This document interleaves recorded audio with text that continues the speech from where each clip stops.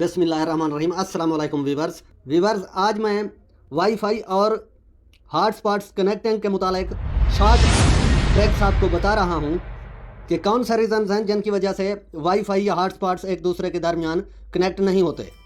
अक्सर लोग wifi connecting के मुतालिक सर्चेस कर रहे होते हैं, मगर असल में बात यह है कि ये कोई एक तरफा मामला नहीं है। ये दो तरह के रीज़न होते हैं।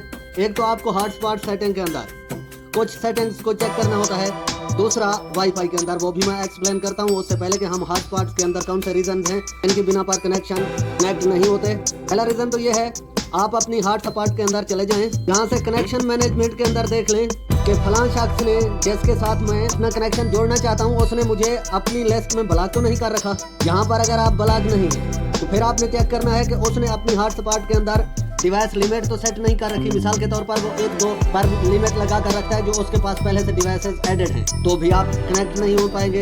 और दूसरा ऑप्शन आपने ये चेक करना है कि उसने डाटा यूजेज लिमिट तो नहीं सेट करके रखी। यहाँ पर मिसाल के तौर पर वो चंद MB तक जो है सिलेक्ट करने के बाद वो डाटा इस्तेमाल करा लेता है पहले, तो फिर भी आप कनेक्ट नहीं हो पाएंगे। ये 3 रीज़न हो गए। यहाँ पर बकाया अहम रीज़न है हॉटस्पॉट सेटिंग के अंदर।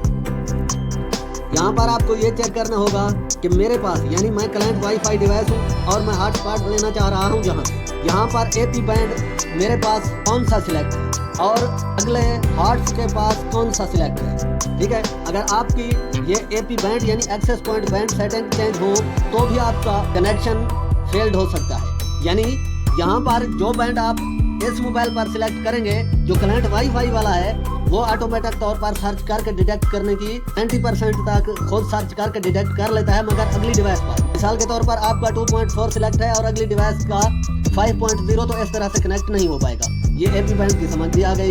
इससे जो अगला रीजन है वो ये है सिक्योरिटी प्रोटोकॉल। सिक्योरिटी प्रोटोकॉल के अंदर मिसाल के तौर पर अगली डिवाइस पर कुछ और प्रोटोकॉल सिलेक्ट है, यानी अगली डिवाइस जो हॉट्स डिवाइस है, हॉटस्पॉट्स वाली डिवाइस है, उस पर सिक्योरिटी प्रोटोकॉल कुछ और लगा हुआ है। मसलन वाईफाई प्रोटोकॉल एक्सेस पर्सनल 3 लगा हुआ है, इस सूरत में आपके पास लगा हुआ है 2, तो भी इस सूरत में भी नहीं हो पाएगा।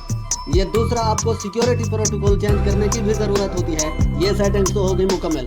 अब चलते हैं हम वाईफाई की जानिब, क्योंकि वाईफाई के अंदर भी 2-3 ऐसी सेटिंग्स हैं जो चेंज होने के बाद जो है कनेक्शन प्रॉब्लम का मसला खड़ा कर सकती है।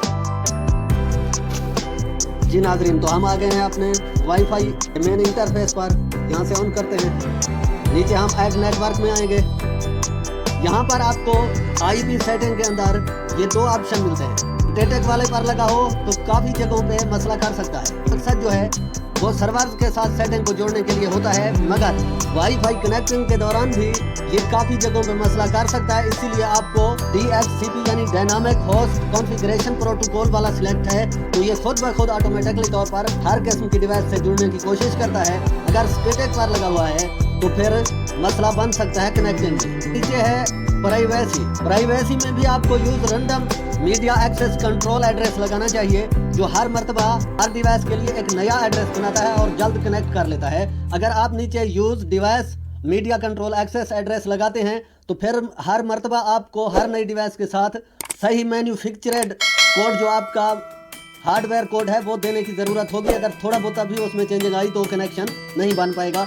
इसको आप सेट करना है यूज़ रैंडम डिवाइसेस, यानी ऊपर वाले फीचर को आपने DHCP और दूसरे को यूज रैंडम डिवाइसेस यहाँ से भी चेक कर लेना है। और तीसरा ऊपर जो सिक्योरिटी प्रोटोकॉल है उसकी वजाहत मैंने आपको हॉटस्पॉट के अंदर दे दी है कि वहाँ से हॉटस्पॉट के अंदर वही प्रोटोकॉल होना चाहिए, वो सपोर्ट करता हो, और यहाँ से आपको सिक्योरिटी प्रोटोकॉल जो है वही वाला सिलेक्ट करना चाहिए। वाईफाई क्लाइंट वाईफाई जो है ये प्रोटोकॉल सिलेक्शन के लिए ऑटोमेटिक डिटेक्शन का काम काफ़ी हद तक करती है, मगर हिफाजती तौर पर बेहतर है कि आप मैनुअली ही सिलेक्ट कर लें तो किसी किस्म का रीज़न सामने नहीं आएगा।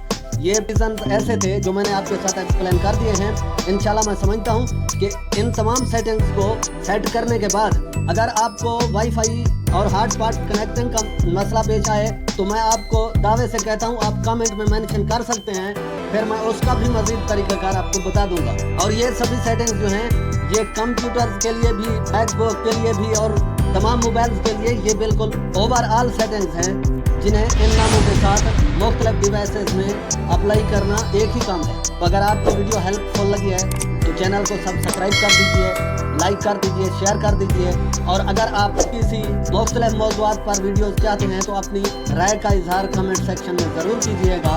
इंशाल्लाह ज़िंदगी बाकी रही तो हम मिलेंगे किसी नेक्स्ट इंफॉर्मेटिव वीडियो में। तब तक के लिए अल्लाह हाफिज़।